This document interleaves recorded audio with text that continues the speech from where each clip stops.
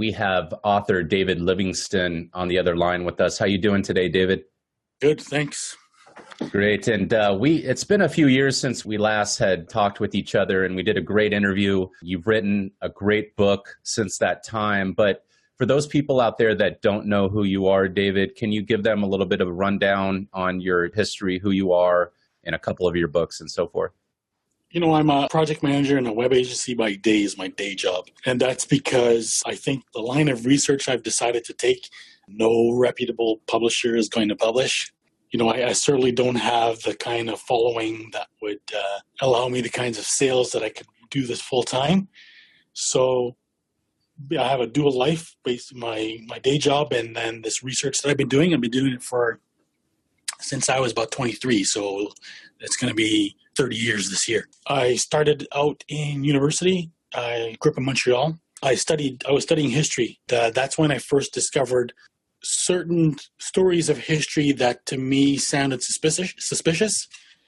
And I decided to look into it. And that's when I first discovered what basically turned out to be the history of the Aryan race, or what's called Caucasians in Western history.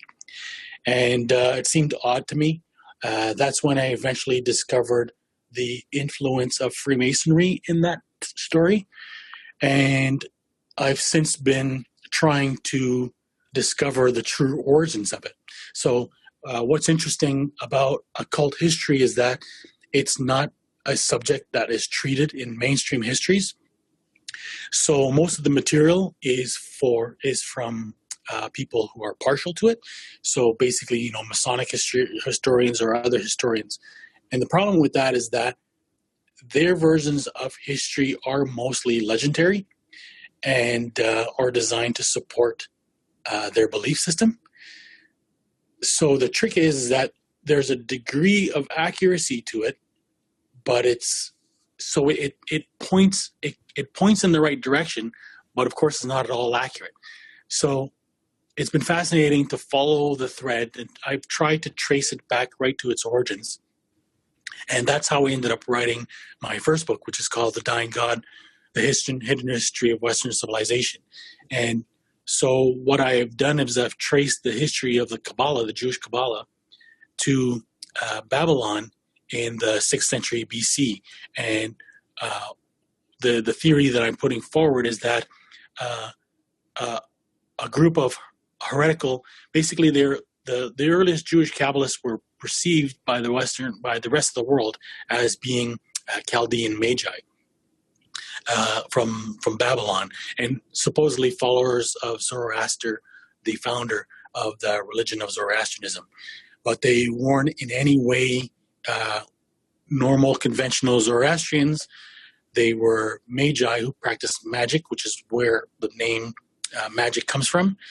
And that's what they were celebrated for throughout ancient times.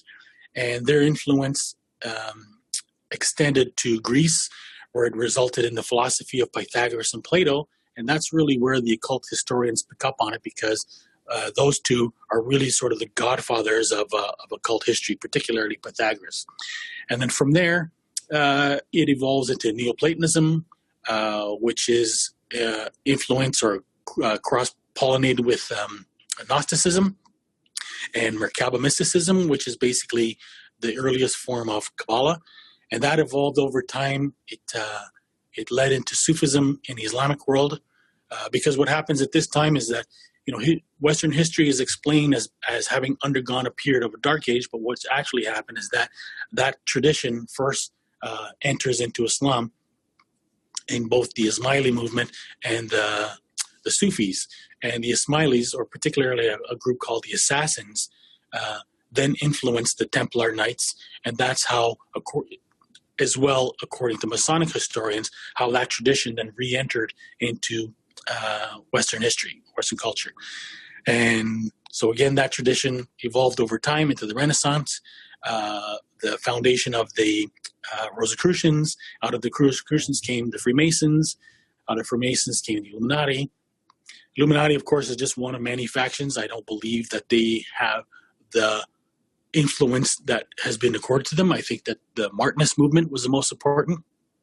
Out of Martinist movement, you get the Synarchists, And out of the synarchists, you really get the modern variation of occultism.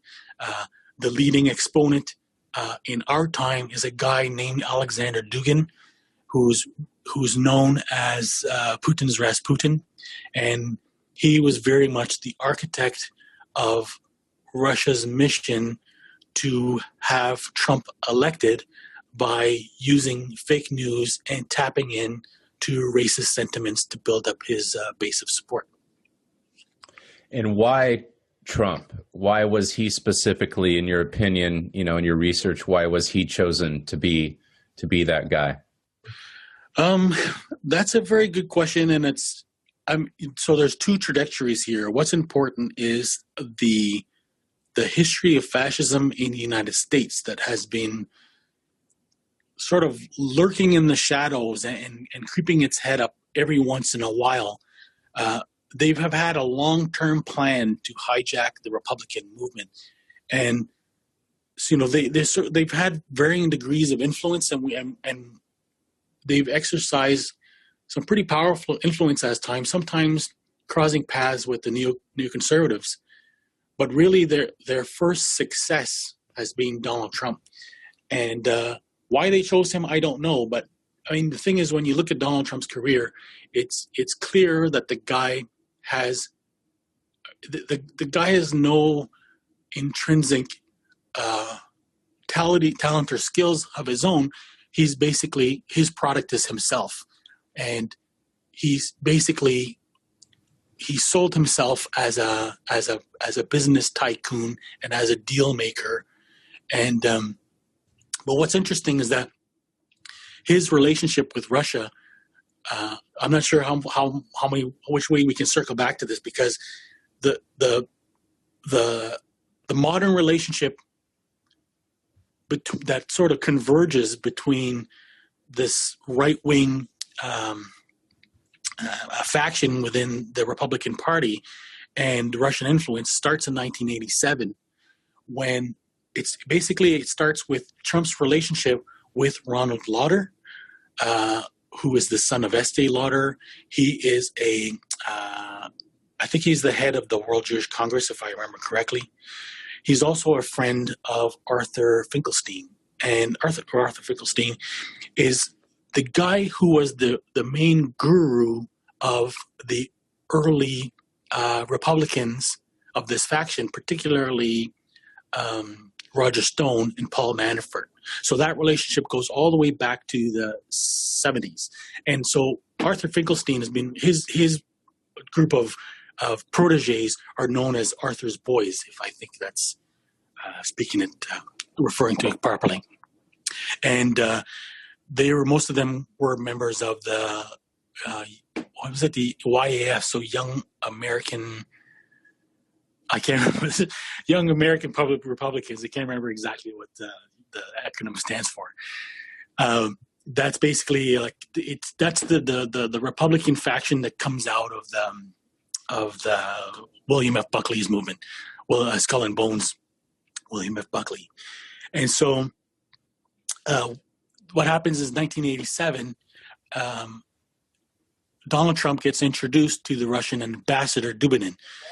And sorry, a second. Yeah, no problem.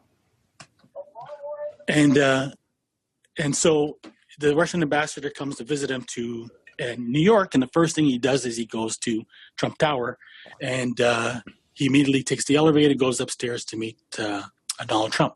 And then basically this is what Donald Trump recounts in his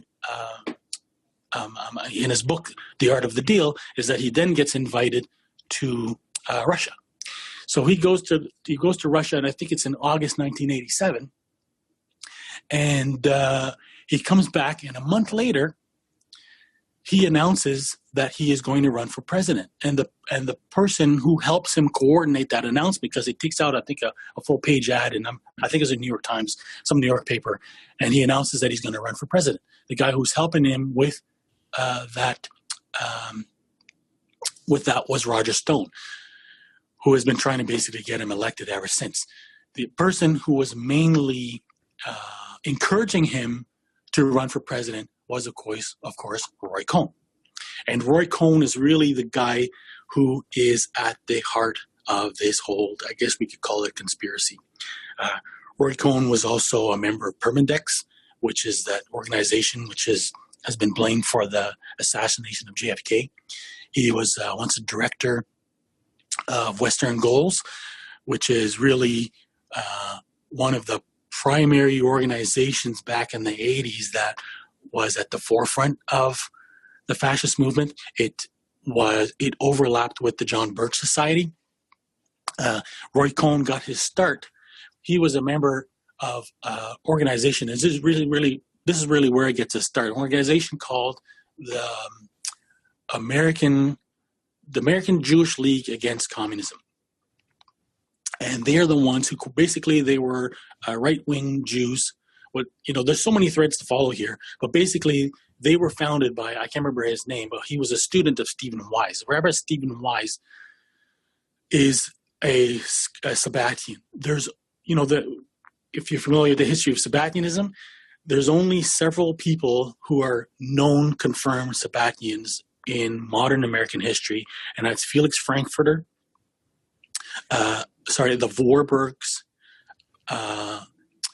Judge Brandeis, and Stephen Wise. And the Sabbatians, David, are they a specific family, a bloodline, a secret society?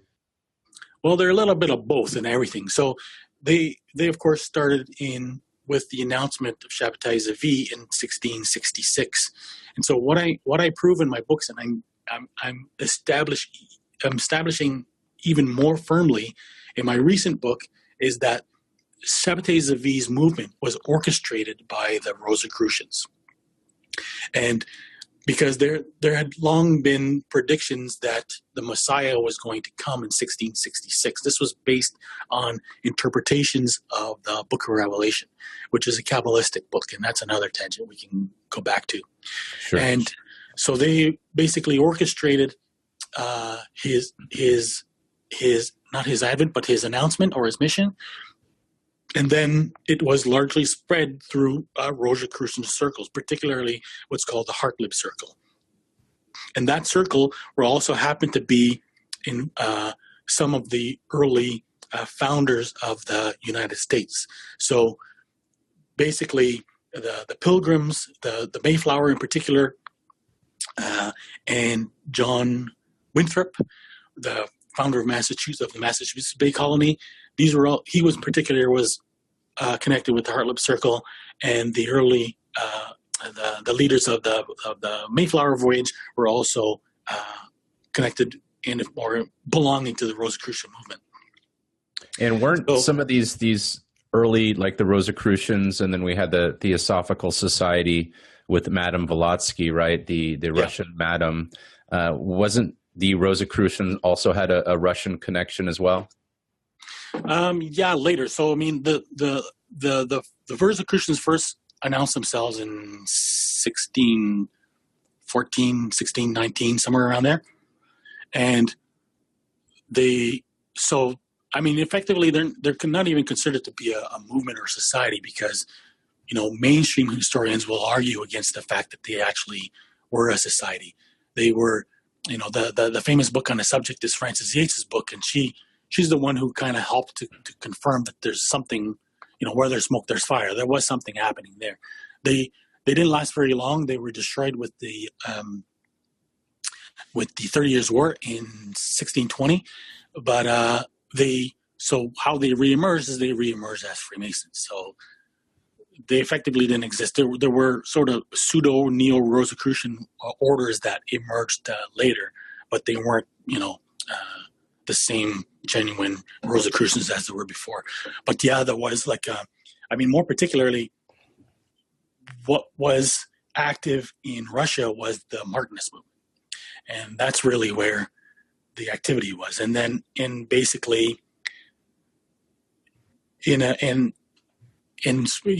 lot of relationships with the Theosophical Society. So that was particularly a guy named Papur or Gerald Arcos, who was the head of the Martinist movement that was active in St. Petersburg And that's really where all the characters sort of start. Those are the guys who were responsible for probably the production and definitely the dissemination of the protocols.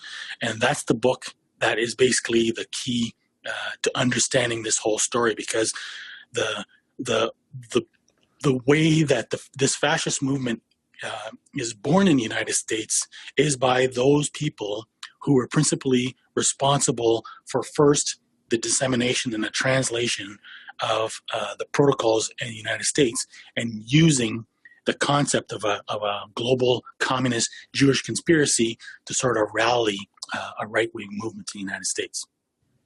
And that was just basically a decoy, in your opinion?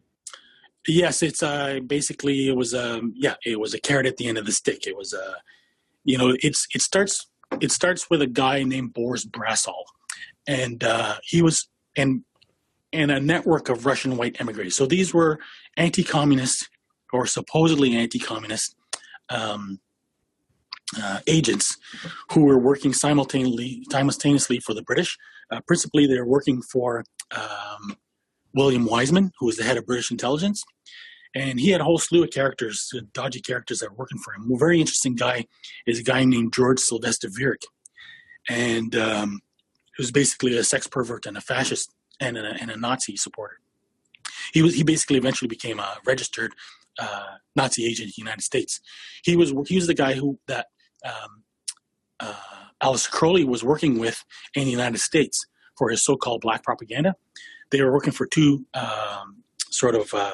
German front newspapers called The Fatherland, and I can't remember the name of the other one. They were supposedly Crowley's excuse is that they were fake pro-Nazi in an attempt to sort of make fun of the Germans. Well, sorry, this was World War I, so there was no Nazis yet, but they were trying to mock it was kind of black propaganda where they're trying to make fun of the Germans, but it doesn't make any sense. So Boris Brasol, he comes to the U.S. and then he becomes friends with Henry Ford. He's the one who basically coordinated for to help Henry Ford translate the protocols. And as most people know, Henry Ford also wrote what's it called? The First International or something like that. The International Jew, I think is what he wrote. Yeah, I think that's what it is. And so Boris Brasol's sort of circle founded what's called the Shikshini Knights of Malta. Actually, let's back up first. So Boris Brasol was a member of a German society called the Aufbau, and mostly composed of white Russian anti-communists. The leading members were Dietrich Eckart and Alfred Rosenberg. And Alfred Rosenberg, of course, is like the chief ideologue of the Nazi Party. So these are the guys who mainly introduced anti-Semitism and the protocols to the Nazis. So basically that's how anti-Semitism basically became a core issue with the Nazi Party. So Boris Brasol then comes to the United States, and like I mentioned, his circle starts the Shikshini Knights of Malta, which is basically a Masonic front or a pseudo order of the Knights of Malta. And this is now where this entire network really begins, and that's really the kernel of it. So out of the Shikshini Knights of Malta, these are the guys who first perpetrated what's called a business plot. And that was a fascist plot to overthrow the United States government. And they had attempted to recruit former General Smedley Butler. And Smedley Butler is famous because he wrote a book called War is a Racket. But what happened is that instead, Butler turned on them and basically ratted them out. Nothing much came of it, but that entire circle, that plot was undertaken by a group called the Liberty League, and the Liberty League was sort of a business front that was funded by principally families like the DuPont family and a number of powerful, like the J.P. Morgan family. So principally supported and funded by these fascist-leaning, wealthy families in the United States. And who are these White Russians? Can you explain who they are? Well, there's a, I can't remember all their names, but Boris Brasshall is the principal character. He's there. So the White Russians are basically the Russians who opposed the Bolshevik Revolution. But you know what's interesting is that for the most part, these guys all tended to be double agents. So they're working for both sides, and so they're working for the Bolsheviks and working for the British. A very famous guy is Sidney Riley, who's known as the Ace of Spies. So he was another one who collaborated with Brasshall. And again, another one, he was Jewish, right? He was Jewish, born in born in Russia. And but at the same time was an anti-Semite who was spreading this notion of a Jewish conspiracy. Thank you for tuning in to the show. If you would like to support my work, please go to gnosticwarrior.com/donate and give what you can, or you can go to patreon.com/Mo Bedard, MOEBEDARD, and become my Patreon. Another way that you could support the show is by helping yourself. I'm a big advocate of finding out what's in your environment that may be infecting your body and your mind. And I have found that big infection plaguing a lot of people today is mold. I started a mold company a couple years ago called Mold Safe Solutions to help people out there. My son got really sick. I had to get out of the podcast game, for a few years, but I'm back. And I started this company in Southern California, but we do offer mold inspection and mold testing kits all throughout the world. So if you would like to get a test to see if you have this deadly fungi, this mold that may be infecting you, making your family sick, your children sick, I encourage you to get a mold test or an inspection. You can go to moldsafesolutions.com or call 760-818-6830. We also offer mold removal and mold remediation to help you get rid of these deadly parasites. Renting a house sucks. That's why owning a home is the American dream. The reality is that if you ever want to buy a home or refinance your current loan, you're going to need a mortgage. Many lenders make the whole process seem like rocket science. Not the Simple Mortgage Company. They make the whole mortgage process easy and simple, just like it should be. What is really cool about this company is that it is operated by a good friend of mine named Eric Sandstrom, and he has an awesome team of some really cool people. I have worked with Eric for the last 10 years, and I trust him and his team. I would never use anyone else.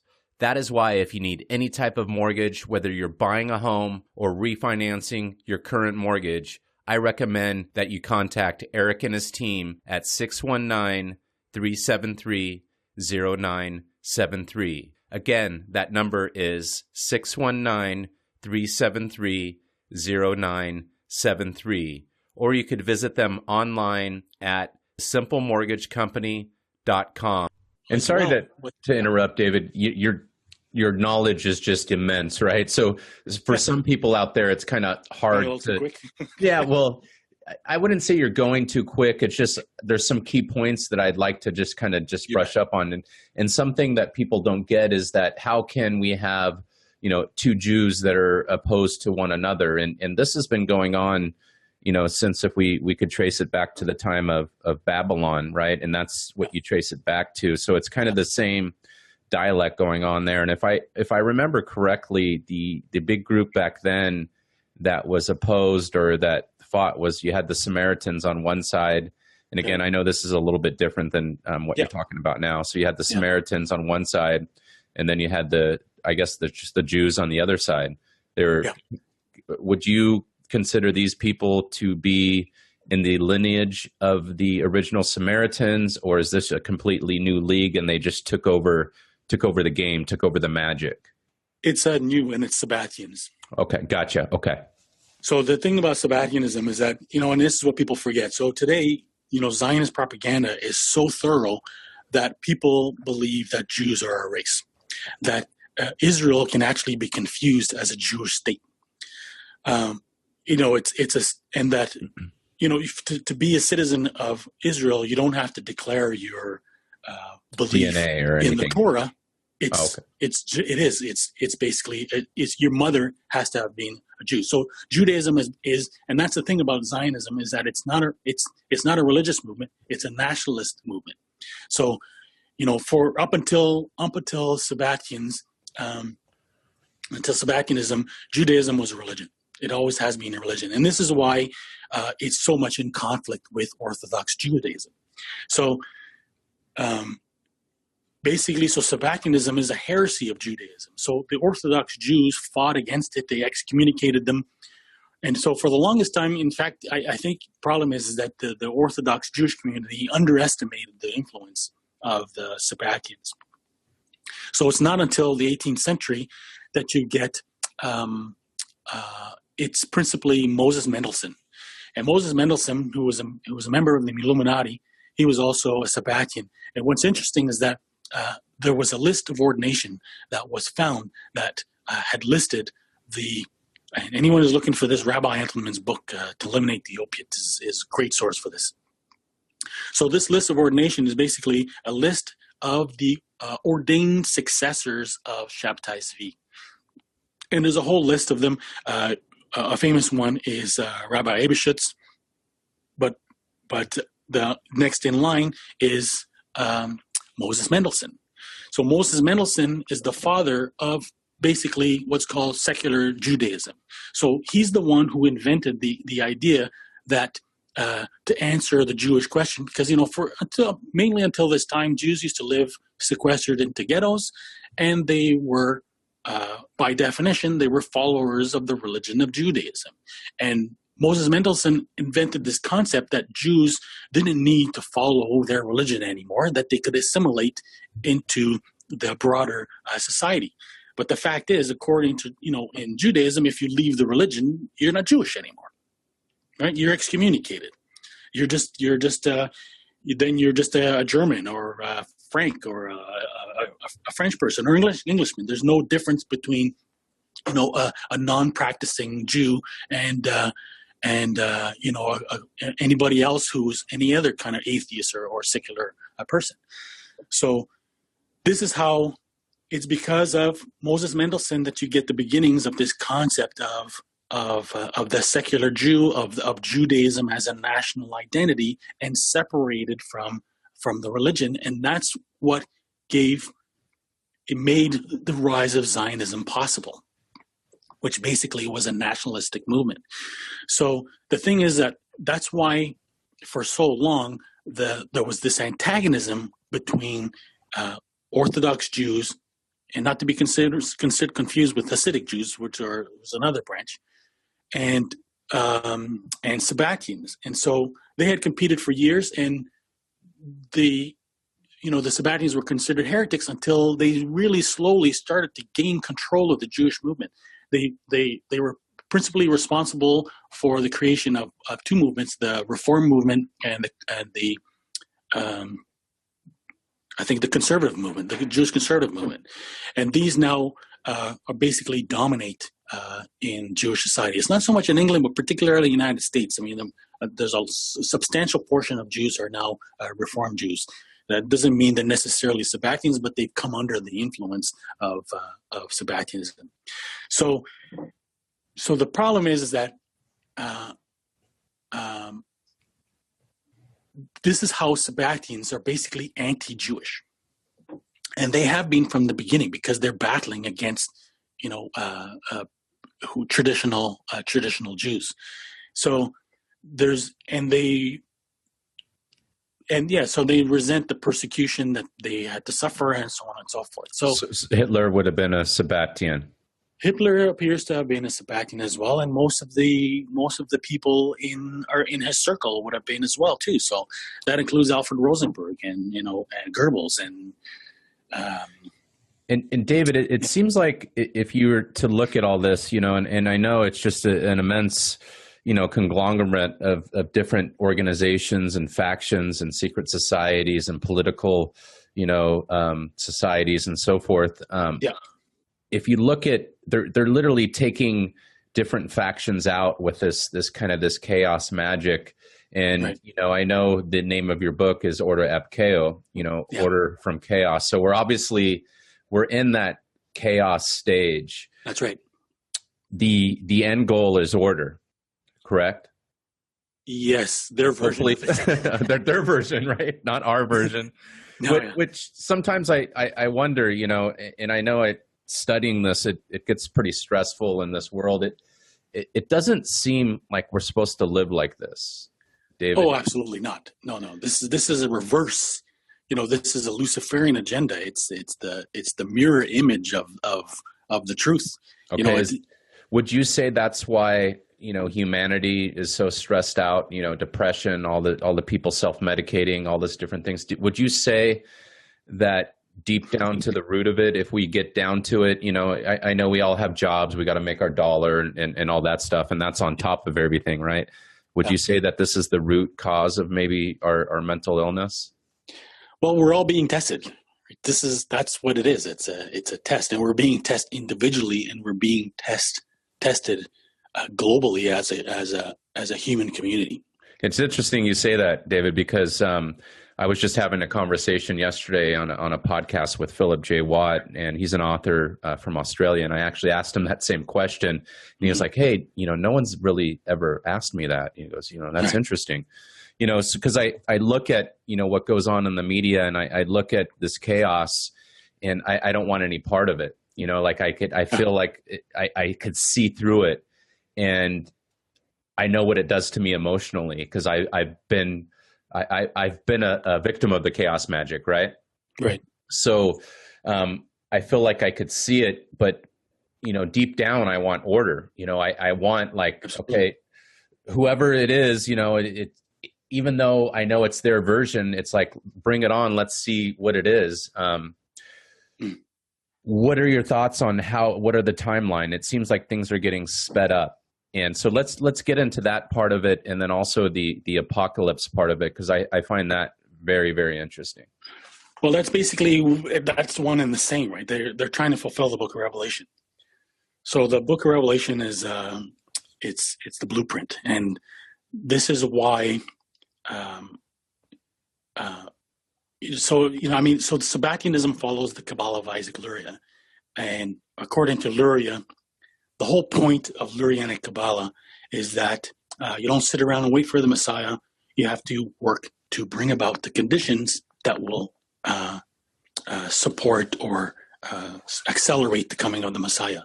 So if you apply that to the Book of Revelation, you'll see that as time proceeds, then things get worse and worse. And the Book of Revelation talks about, wars and rumors of wars and disease and so on and so forth. So as far as they're concerned, those are prescriptions. Those are the things that they need to do in order to create the coming of the Messiah. So, it sounds strange to the most of us because it seems so contrary to our, basic moral compass. But these are people who have so thwarted their concept of divine service that they're Machiavellian, so that it's the ends justify the means. So they actually believe that by creating chaos, that they are fulfilling divine prophecy. And obviously, the Sabbatians and the people at the top, there's a hierarchy, right? So if we look at any animal kingdom, mammals, lions, there's always the pride, and there's the lion, and there's always the king, right? Yeah. And you see that everywhere. But when we look at the human kingdom, it's just a bunch of self-made kings, right? And right. We all know that those are puppets, and a lot of them are stooges and actors. Some think they're more than they are. Yeah. Are we seeing the wipeout of the chessboard kind of right now, as far as these people getting wiped out? No. Okay, because they're needed, right? You need all these. Yeah. I mean, you're talking about people, the leaders that are being used to manipulate, or you're talking about the masses in general?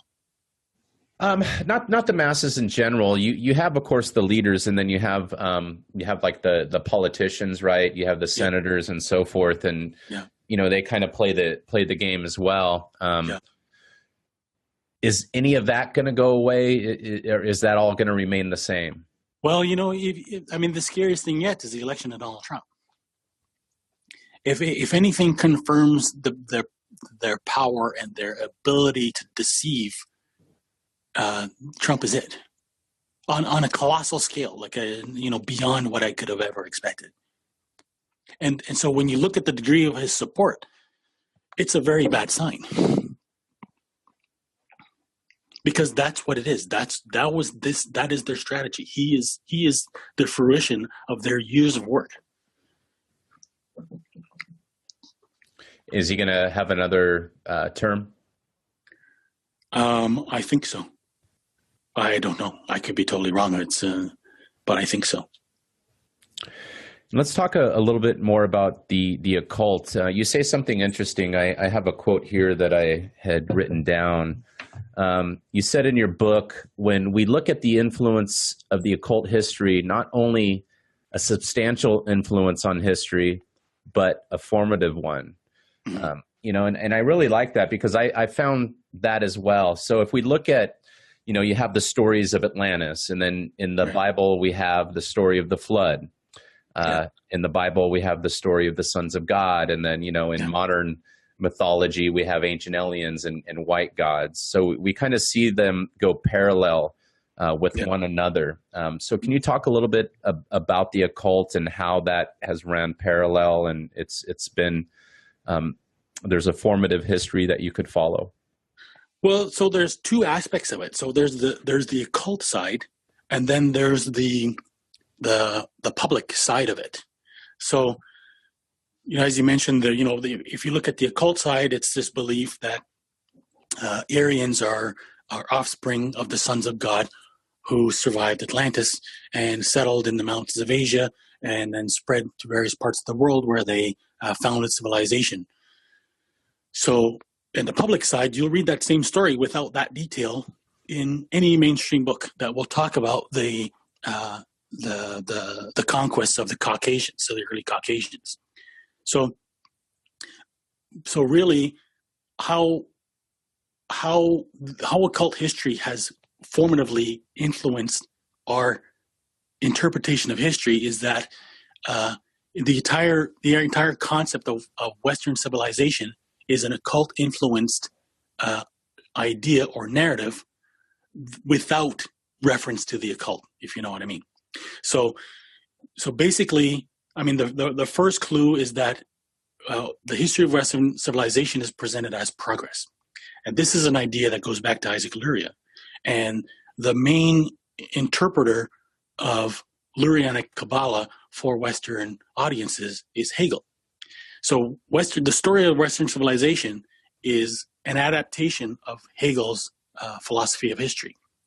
And it's the idea that humans are evolving intellectually over time.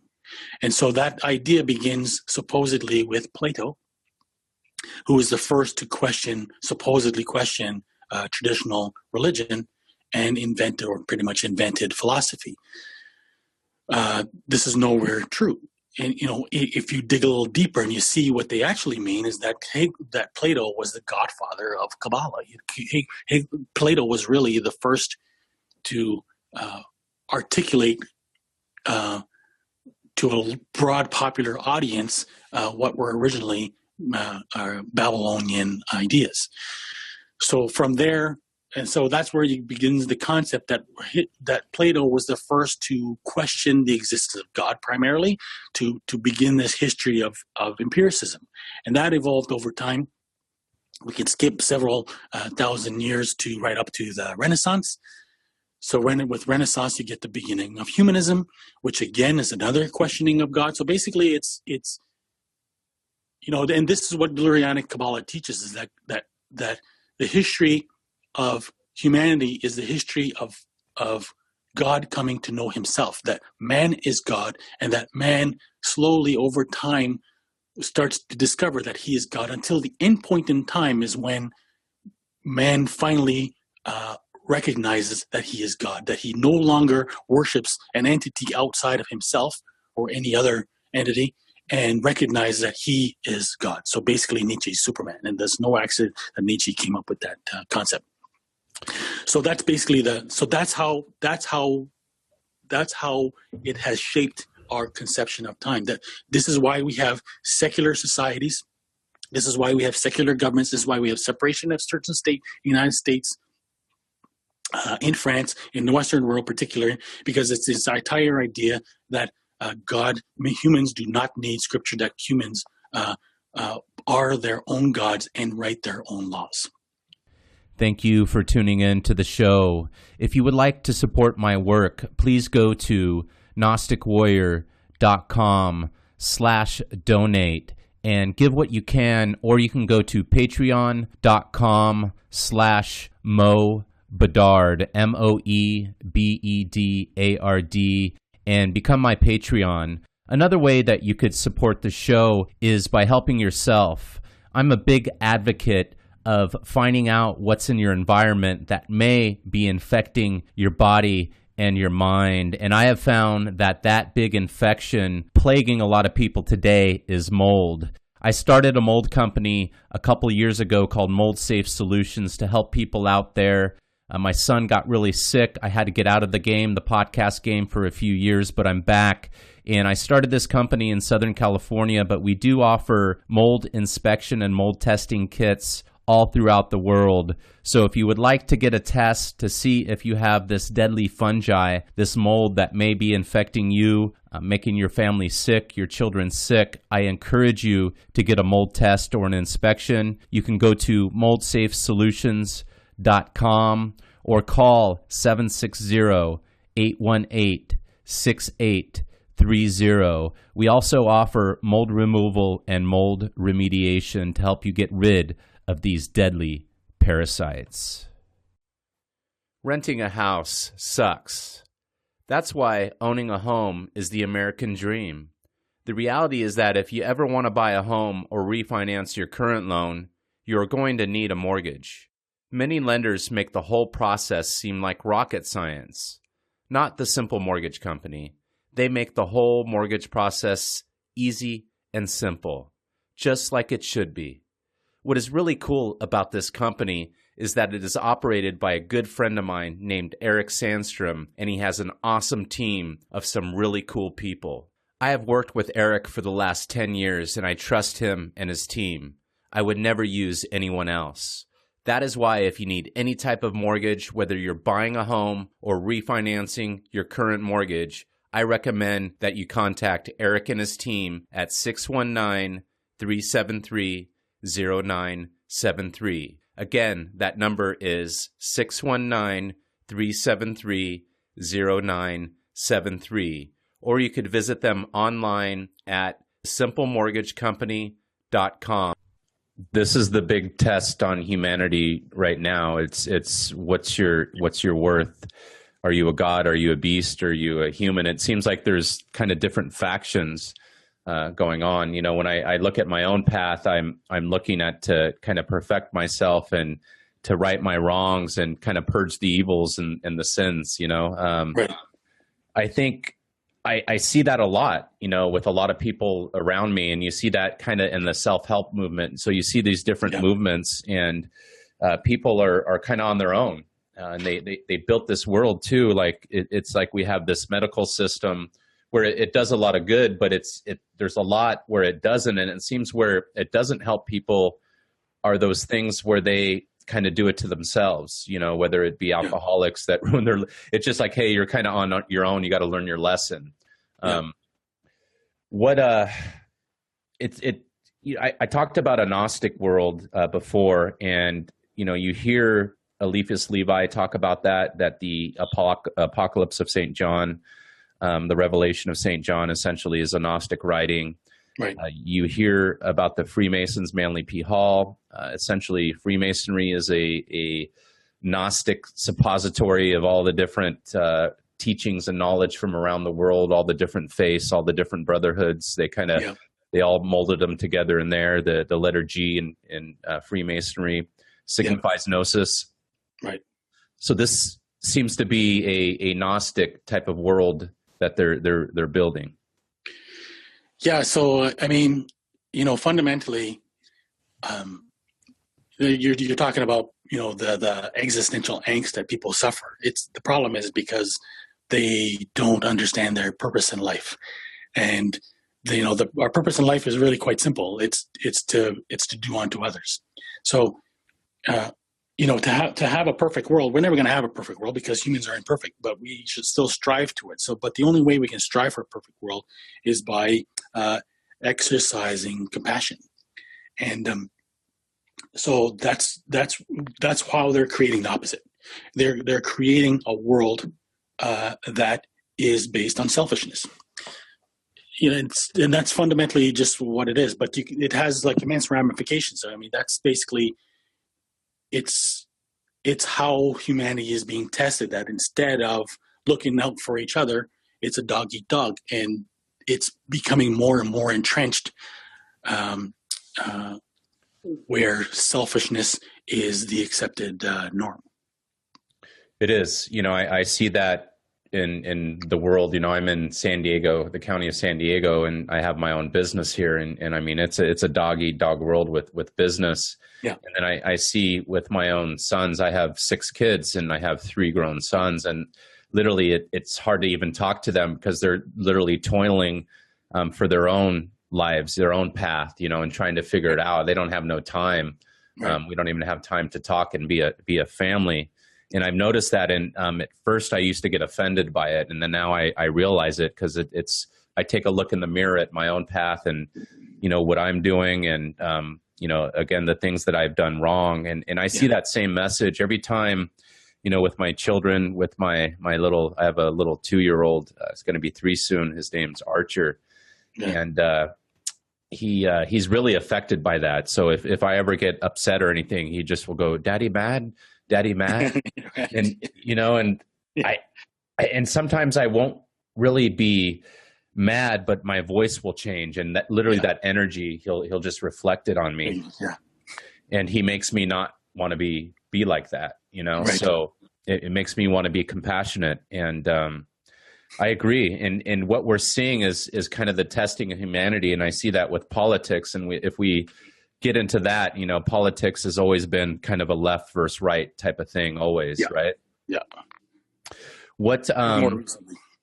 Yeah, even more so recently. And I find, go ahead. Well, it's neoliberalism. That's the core of the, that's why if you follow this fascist wing in the United States, they're backers of neoliberalism, and they are the creators of neoliberalism. And that's for the people, though. They don't necessarily follow that themselves. Well, I mean, in a way, they do. It's the system that they're creating. So everything. I mean, the Republican Party has basically become the party of neoliberalism. It's the World Bank, the IMF. The entire world economy is being shaped by neoliberalism. It's basically founded on the idea that the pursuit of self-interest is what's the best interest for the world, and that's how they're fundamentally destroying everything. Sure, and I mean that's a satanic type of agenda. Right. It's no accident that Anton LaVey was a big fan of Ayn Rand.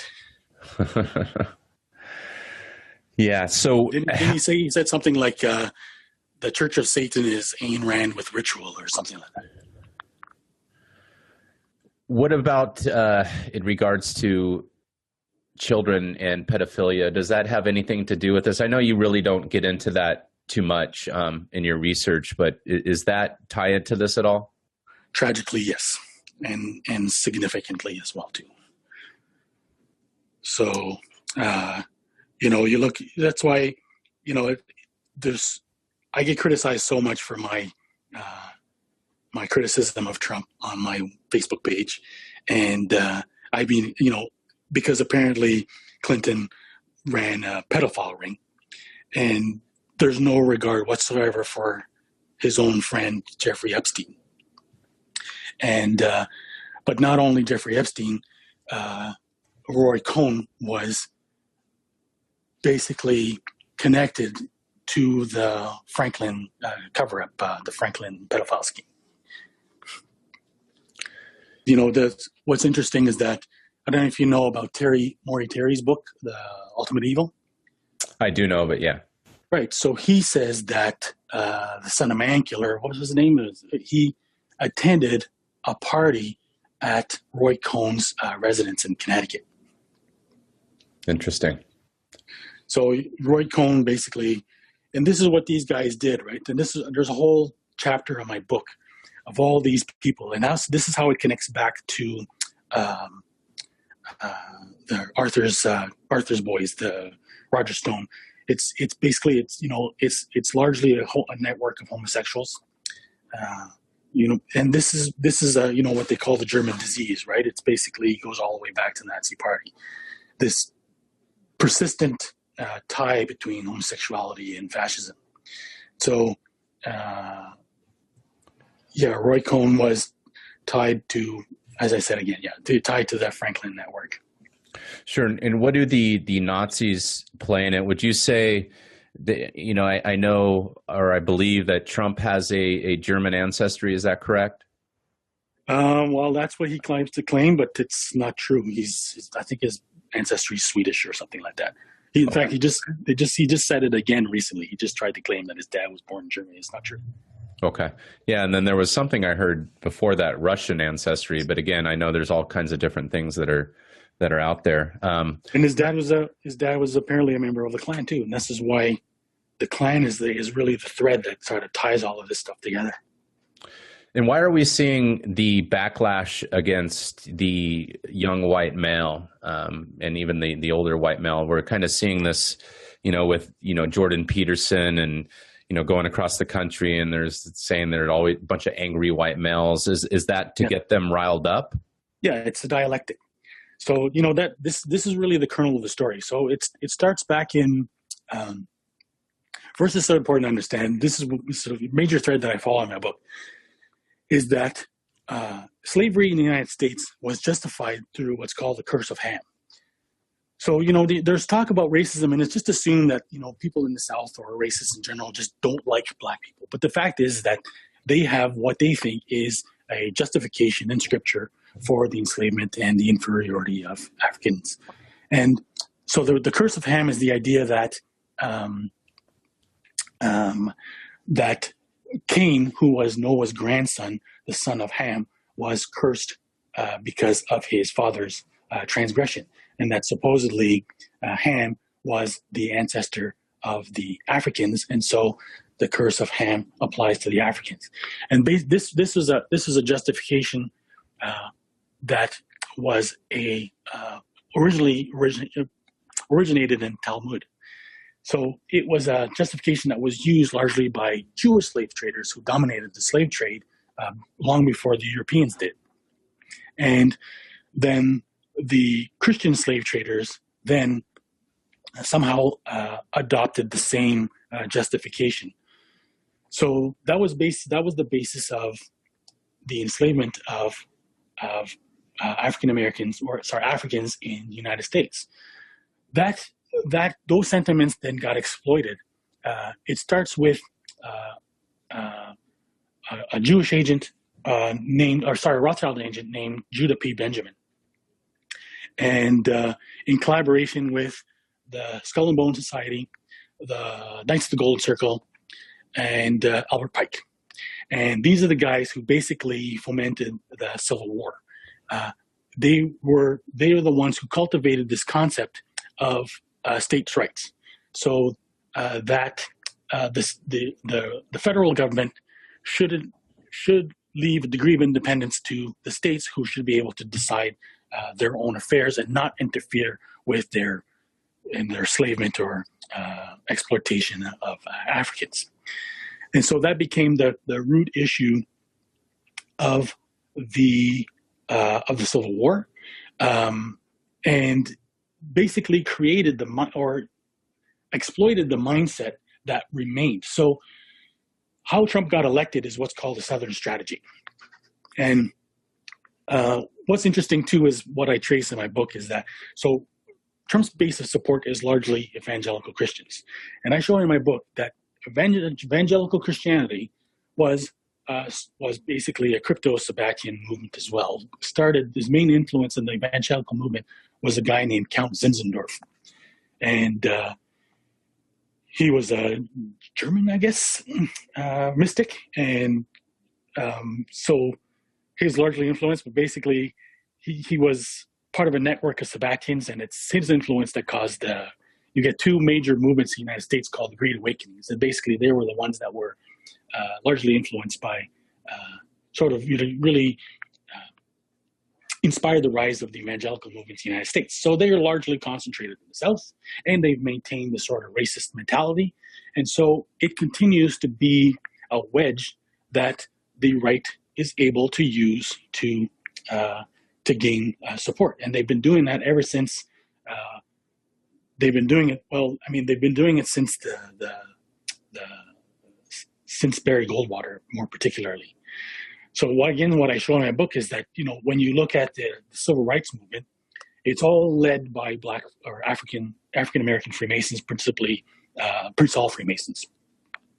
So all those guys like Martin Luther King, Thurgood Marshall, most of the leaders of the civil rights movement were all Masons and Prince Hall Freemasons.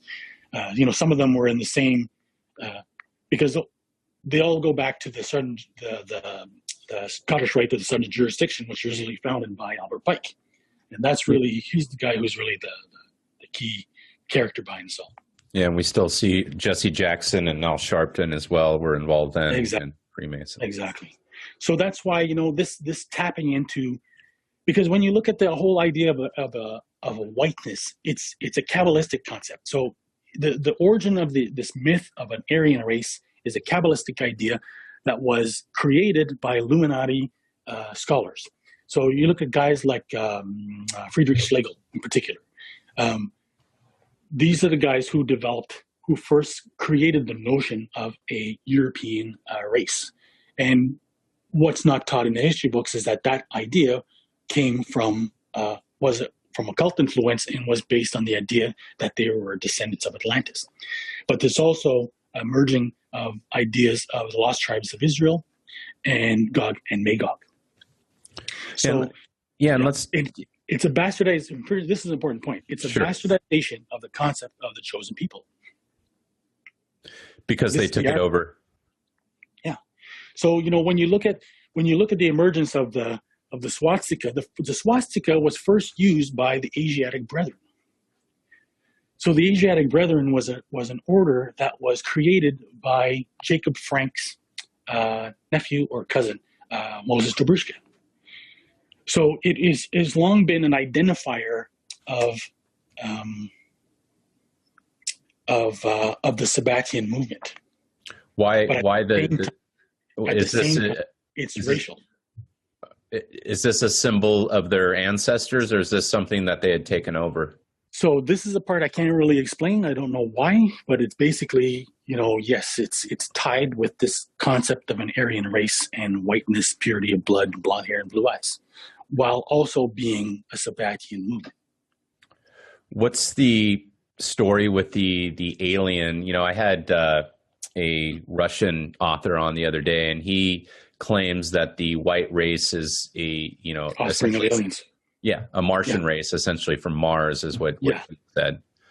Yeah, this is called a white gods theory. So that's what it is. It's always been like that. So that's what they're supposedly the aliens are supposedly sons of God, the sons of God of Genesis. Right. So supposedly, the Genesis speaks about the sons of God who take from the daughters of men and create a generation of Nephilim or Anakim. And so that's basically the origin. So the belief is that these sons of God are Lucifer and the fallen angels who interbred with human beings to produce the Aryan race. And this is the core concept of their philosophies? Yeah, so basically, if you look at the core of, Scottish Rite Freemasonry, or that's why it's intertwined with the belief in the superiority of the Aryan race, and that's why it's fundamentally fascist. And this is why Nazism is just merely an extension, or one of the first brutal outward expressions of a belief that's pervasive. And this is why the backers of Trump are still feeding into that same ideology, and are proponents of that same ideology. Yeah, in this race, of course, Hitler, he was big on the blonde hair and blue eyes at the time. Yeah. I know going through history, there was this thing with a birthmark. Have you seen anything like that? I know I'm going off subject here, but they used to call it a king's mark, and they would actually, the Druids, the Greeks and so forth, they would examine the children for birthmarks, a special birthmark. Right. Birthmark would be tied to all these different emperors and kings throughout history. I think it's probably the mark of Cain, if anything. Okay. That's what the whole concept, because it's supposed to be descendants of Cain. That's what my research says as well. Right. So Cain, of course, the Bible says that Cain received the mark, right? Sure. And as far as I understand, I can't prove this, but I think the mark is supposed to be the swastika. So it's just like, what's his name?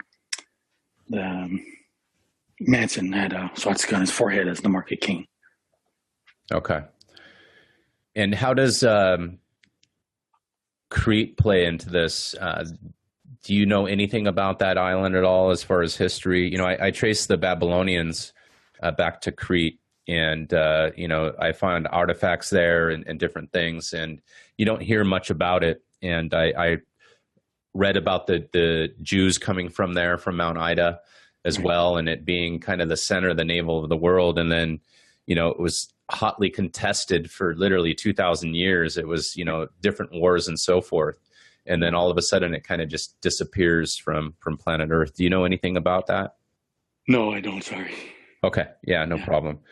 All right. And let's talk a little bit about the Freemasonry and how that ties into all of this. The Freemasons, you don't really see them involved in much anymore as far as being active, or any high-level Freemasons. Yeah. What's going on with them? That's a very good question. I have absolutely no idea. I can't explain it. I mean, the thing, that's the trick, is that all this stuff is secret, right? So yeah, no one's going to tell you anything, and none of it's published. In fact, I asked some Masons once when I was at a Masonic museum, and I tried to get some clues, and they said, just Google it. It said it's all out there. So as far as they're concerned, there's no secrets anymore. The problem is just knowing what is their secrets, right? That's what they're not telling us. So that's the hard part. So yeah, I don't know. That I don't follow the influence of Freemasonry, be into the 20th century, because I don't see it. What I do see is I see the influence of fascism, and that is basically the network that's called the Fascist International. And regardless of what you call it, they are the architects of most of modern politics. That's really the key. Very important organization is a group called Le Cercle. What are they called again? I'm sorry. The Circle, Le Cercle in French. Sure. Okay. They're really the umbrella organization of all this stuff. And interesting, and the French they would be tied in with the Russians as well. And the Russians, they call themselves Third Rome, and right. Even the Masters of Jerusalem. Have you heard that? Yes, I'm talking about it in my book. It's a very important concept. The Third Rome concept is core. That's the Russian mission. That's Dugin's and Putin's mission. It's also, this is where the synarchist idea comes from. They are trying to fulfill, because if you understand synarchism, it's based on contact with the other world, right? The contact with spirits, who then provide you. It's just like the apocalypse, right? That's why the Book of Revelation is considered so important, because it's a mystical revelation. All these books, all these concepts are all revelations. I think that's what the original term apocalypse means anyway. It means like a revelation. So it's believed to represent contact with the world beyond and providing visions and predictions of the future, which provides them a blueprint that they can follow. So the most important mystical vision in modern times is the Fatima revelations. And so one of the key Fatima revelations is the consecration of Russia. So basically, this is kind of what they are working for. So when you look at all the synarchists who are involved in the spread of these concepts, so there's two guys that are particularly important that I discuss at length in my book. One of them is Raymond Abellio. He's like a Gnostic expert in the Cathars, fascist, collaborator with the Vichy regime, but he's also a friend with the founder of Antoine Pinet, who is the founder of Le Cercle.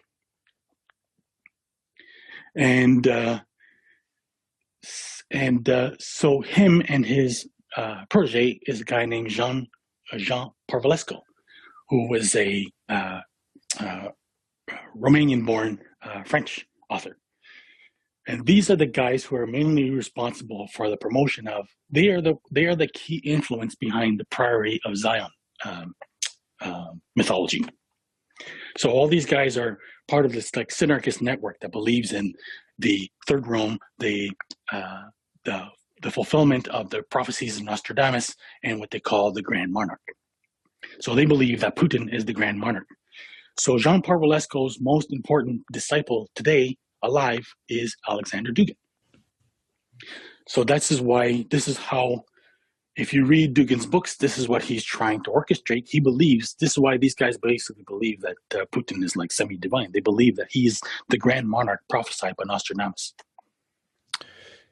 It's interesting that if we look through history, I researched into past messiahs, and they were always tied to an emperor or a conqueror. You had Alexander the Great. He was consecrated as son of God, the son of God Amon, right, by the Amon priest in the Egyptian desert. Yeah, and then we had with the Great. Yeah, and then later we had Augustus Caesar, the son of God, right, Julius, his father. Yep. And it's interesting, when he came to rule, Rome at that time, that's when the calendar had changed and they conquered Greece and Egypt, right? Exactly. So he essentially became the king of the world. Yeah. And a lot of people don't understand that, and that he was considered a messiah as well for a long time. Yeah. So it seems like from then we kind of go into the area of chaos for what we're going to 2,000 plus years. Yeah. And now it seems like they have got to the end of Solomon's temple, right? So figuratively, Solomon's temple is building the world, right? Over the world. You're bringing up an important point, because really it's the third temple they're trying to build. And this is where Trump comes in which they've already started, right? Or right. They haven't started. They moved an embassy there. That's the start. Correct. So this is why, like, no president in modern time has acted more easily in favor and with as little obstruction as Donald Trump. And this is why, it's not only the evangelicals think that he's a potential messiah, but there's Jewish or right-wing Orthodox Jews who believe that he's they're not Orthodox Jews, sorry, but they're right-wing Zionist Jews who also think that Trump is like a Cyrus figure. Cyrus the Great, by the way. Sure, but in reality, the Cyrus would be more like Putin, and then Trump would be... They're both considered simultaneously to be, like heralds. Gotcha. Right? Just like Cyrus was the one who allowed the Jews to return to Palestine where they could rebuild the temple. So Trump is kind of seen as like a Cyrus figure. And that's why you hear, like, most of these people, they actually think that Mike Pompeo actually admitted the other day that he thinks that Trump could possibly be a messiah figure, and the guy's Secretary of State. Yeah, and you look at his name, Pompey. It's interesting, right? True enough, yeah. like history is repeating itself. Yeah. So the order would be Russia being consecrated, Third Rome. Everybody knows around the world, hey, we're in charge of the whole globe.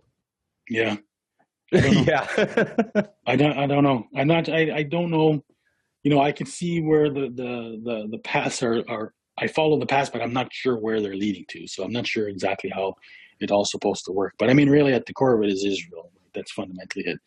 The third temple is like the most fundamental prophecy or action that has to take place for the fulfillment of history. This third temple has been the most important central aspiration of the Jewish people for 2,000 years now, and in particular the Zionists. And you believe that will happen in the next decade, Oh, I have no idea. All we can see is what they're working towards. I don't know when it's going to happen, because these things they've been working on this. It could have happened, and they thought it was going to happen in 1666, right? In 1666, when Shabbatai Zvi announced himself Messiah, the Jews, half the world's Jewish population, believed in him, and then they were expecting that the Red Jews or the lost tribes of Israel were going to come forth from Central Asia to assist them in their conquest of the world. It didn't happen, of course. So these prophecies are a never-ending project. It seems like. Yeah, they're moldable, right? Okay, what else did you want to cover today? I mean, we covered definitely a lot here. Yeah. Let me see here. What about the magic? Let's just touch a little bit about that before we go. How magic and the occultists play in it. From we talked a little bit about the Church of Satan, Anton LaVey. You have Anton Wilson, I know, as well. You have all these guys, Aleister Crowley. How are these guys chosen to be involved in this? Is it because they're occultists and they're chosen to be kind of like jesters? Yeah, it's interesting that you bring up that idea of jesters, because that's another thread that I follow, is sort of the history of sorry if this sounds like I'm going way off track, but it's central, is the history of the Saturnalia, the history of carnivals. That really begins with Francis Bacon. He's who's actually probably the true author of Shakespeare's plays, and there's so many things. Basically, it's the idea of comedy and the idea of the jester. So Shakespeare is really the one who popularized that. The jester is the one, supposedly he's the clown, and because he's a clown, he's only joking. Supposedly, he's the only one who can dare to mock the king, right? And that basically is the heart of this whole attitude. And that idea really becomes popular in modern times, particularly with people like Carrie Thornley and the founder of Discordianism. So that's really how that idea, what's very interesting is important is that the group around which, Albert Pike and people like Judah P. Benjamin, sort of conspired to create the Civil War, were members of this group called the Mystic Crew of Comus, and they're one of the groups that organized the Mardi Gras and Carnival. It's basically it's a revival of the Saturnalia, which is an ancient carnival that involves human sacrifice that goes all the way back to Babylon. So, which could tie in, of course, to it's the killing of the sacred king, right? This is like the central ritual. This is all explained in James Fraser's Golden Bough. So Carrie Thornley was one of the conspirators in the assassination of JFK. He was also buddies with Robert Anton Wilson and the founder of Discordianism. So now Discordianism is very much the root of the whole, very much the alt-right movement, the sort of like the online movement that, or meme warfare as they call it, right? So that's really the modern manifestation of the strategies that have been used to propel Trump to office. So we're talking about chaos magic. if we're talking about Discordianism fundamentally, which is rooted in the concept of the jester, the clown, and very much in a lot of ways, Trump is the ultimate clown, and I think that in a way he is he is the true Lord of chaos, right?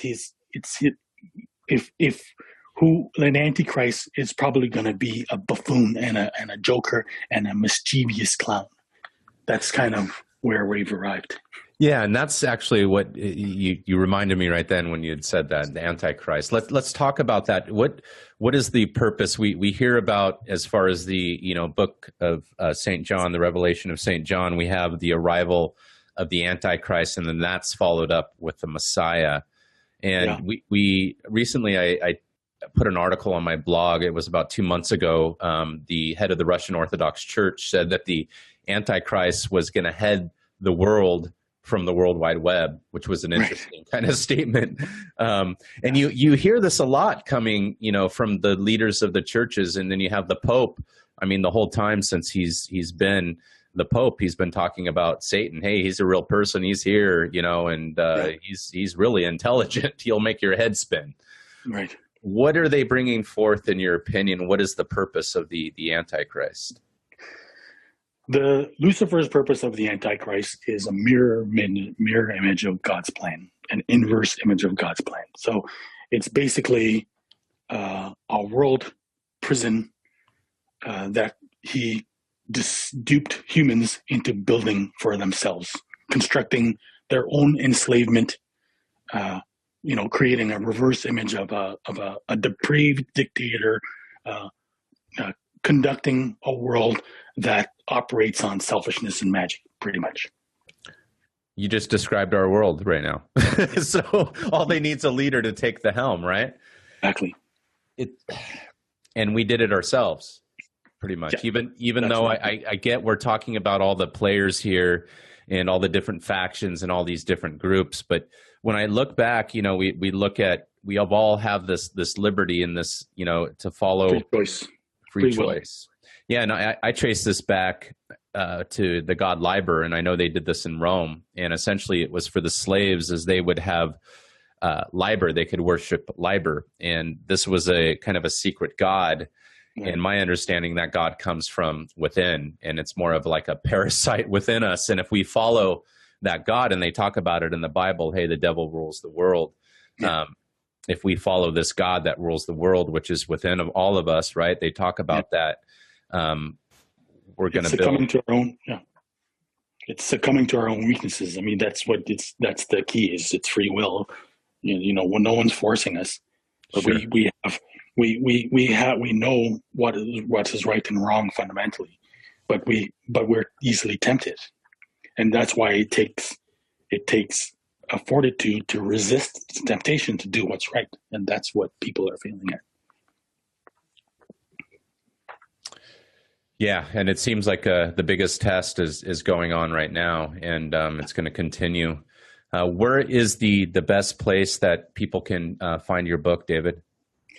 The best place for now is to both my book's not out yet, so I'm trying to find the time and the resources to finally publish it.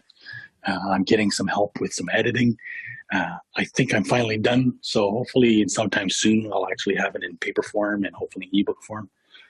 But best way to keep track of me is my website, which is conspiracyschool.com.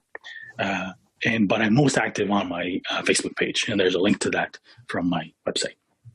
Yeah, I'll be sure to put a link on the Gnostic Warrior webpage for the podcast, David. It's a pleasure talking to you. I'm going to definitely go through the book. I know you had sent me a Word file. What is it, like 1,200 pages or more than that? It's at least that. I'm embarrassed to say, it's huge. Yeah, and it's needed because this is a lot of different research. And I was looking through the table of contents, and I want to just kind of give people a primer of what is here. Literally, just the table of contents is like 30 pages. Right. So, I'm just going to say this real quick here. No one ever went broke underestimating the intelligence of the American people. Yeah. Yeah, so this starts out, folks, basically the introduction. He talks about secular democracy, the next section, New World Order, the Great Work, the end of the world, world powers. You get into the Kabbalah, the Book of Revelation, the Dying God, the Chaldean Magi, all the great subjects, the Essenes, Gnosticism. You cover Gog and Magog in the second chapter. You talk about Holy Blood, the Knights Templar, Sangreal, that's holy blood in French, right? Yeah, it's great. It's royal blood, yeah. Okay. The Order of the Temple, Baphomet, pretty much covering it all. Yeah, I look forward to looking through this definitely, and check out David's work, people. He's definitely one of my favorite researchers. There's only a certain amount of attention that we can give ourselves out there.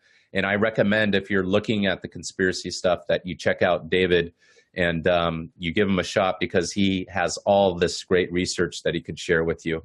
And it's some of the best out there. So thank you again, David, for your time, and I wish you the best. Great. Thanks. Always a pleasure, Mo. Okay, you're welcome. You're welcome. Take care. Bye.